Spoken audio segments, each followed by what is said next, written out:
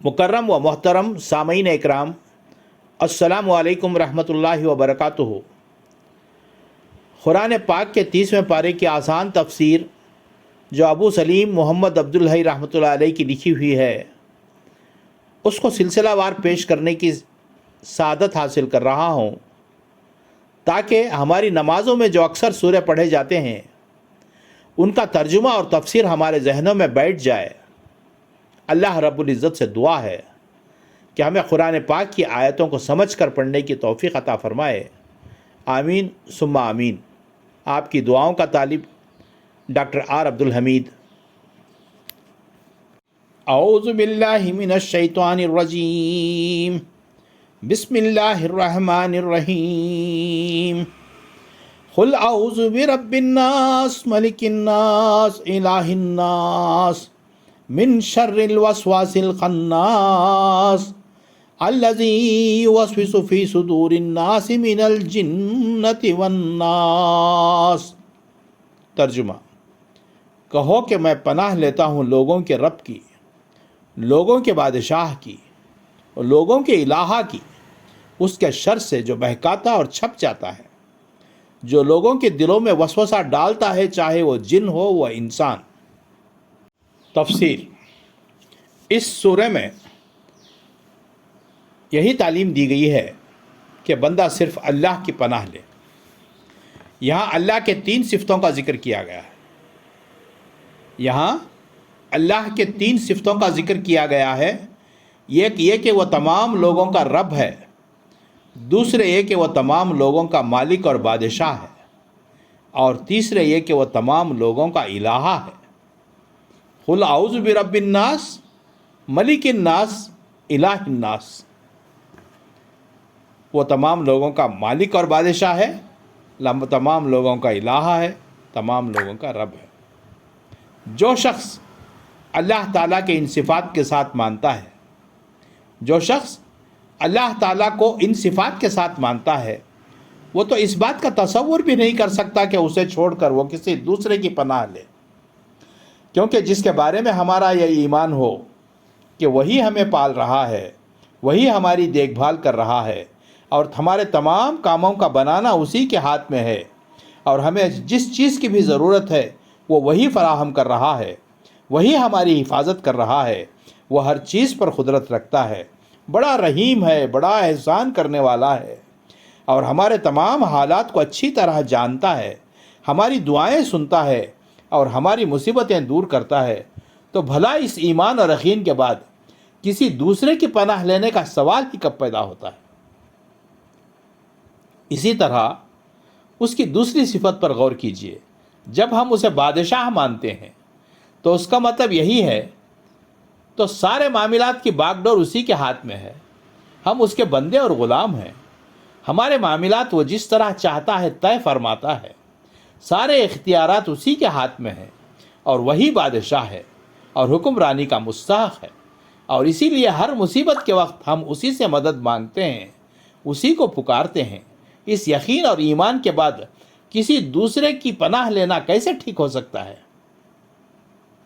यही हाल तीसरी सिफत का है, वह हमारा इलाहा है। हमारा ईमान है कि हमारी तमाम हाजतें वही पूरी करता है, और मुसीबतों और ख़तरों के वक्त वही हमें पनाह देता है। बेचैनी में सुकून अता फरमाना उसी का काम है, और इसलिए वही इसका मुस्तहक़ है कि हम उसकी इबादत करें, उसके आगे सर झुकाएं, हाथ बांध कर खड़े हों और उसी के लिए अपना नज़र और नियाज पेश करें। तो अब यह कैसे हो सकता है कि हम एक ज़ात के बारे में ये अक़ीदा भी रखें और फिर उसे छोड़कर किसी दूसरे की पनाह लेने लगें। ये कैसे हो सकता है। इस सूरत में जिस चीज़ से पनाह चाहने की तालीम दी गई है वो बड़ी अहम है, क्योंकि इसकी वजह से इंसान गुनाह में मुब्तला होता है, और ज़ाहिर है कि जो चीज़ इंसान को गुनाह में मुब्तला करे, इससे बड़ा शर और किस चीज़ का हो सकता है। गुनाह ही तो इंसान को दुनिया और आखिरत की मुसीबतों में डालता है। इससे पहली सूरत में जिन चीज़ों के शर से पनाह लेने की तालीम दी गई थी वह खारिज में पाई जाती है, मसलन किसी दूसरे का जुल्म, किसी चीज़ से पहुँचने वाली तकलीफ़, जादू या हसद वगैरह। लेकिन इस सूरत में जिस चीज़ से पनाह लेने की तालीम दी जा रही है وہ چیز ہے جو خود انسان کے اندر موجود ہے اور جس کی وجہ سے کوئی دوسرا نہیں بلکہ خود انسان اپنے اوپر ظلم کرتا ہے۔ اس طرح اس صورت میں اس چیز کے شر سے بچنے کا ذکر ہے جو کہیں باہر نہیں بلکہ خود ہمارے اندر پائی جاتی ہے۔ پھر یہ بات بھی قابل لحاظ ہے کہ پہلی صورت میں جن چیزوں کے شر سے بچنے کا ذکر ہے ان کے سلسلے میں آدمی مجبور ہے۔ وہ شر اگر اسے پہنچ جائیں تو خود اس پر کوئی ذمہ داری عائد نہیں ہوتی۔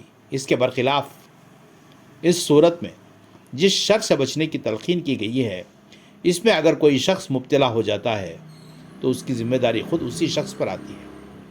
نفس کی جن خرابیوں اور برائیوں میں ہم مبتلا ہوتے ہیں ان سے پہنچنے والے شر کی ذمہ داری سے ہم کیسے بچ سکتے ہیں؟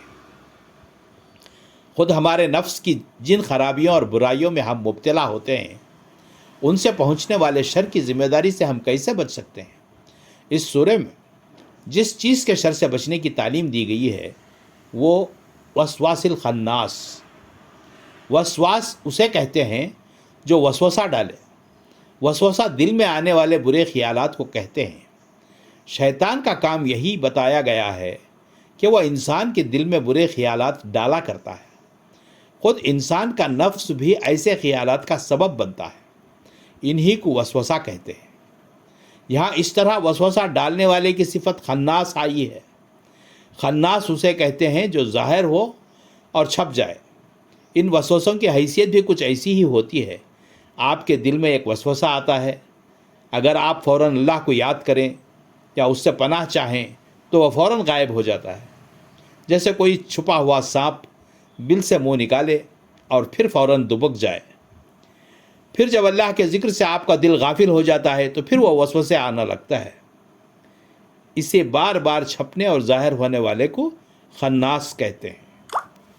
اللہ تعالیٰ نے شیطان کو یہ اختیار دیا ہے کہ وہ بندے کے دل میں وسوسہ ڈال سکے، لیکن اسے یہ اختیار حاصل نہیں کہ وہ بندے سے کوئی غلط کام کرا بھی لے۔ دل میں برا خیال آنے کے بعد بندے کو اختیار حاصل ہے کہ وہ چاہے تو اس خیال کے مطابق برائی میں مبتلا ہو جائے اور چاہے تو بچ جائے۔ چاہے تو اس خیال کے مطابق برائی میں مبتلا ہو جائے اور چاہے تو بچ جائے۔ اسی وجہ سے اللہ تعالیٰ کے یہاں دل میں برا خیال آنے پر کوئی گرفت نہیں، خیال کے مطابق عمل کرنے پر پکڑ ہوگی۔ خیال کے مطابق عمل کرنے پر پکڑ ہوگی۔ وآخر الدعوانا ان الحمدللہ رب العالمین۔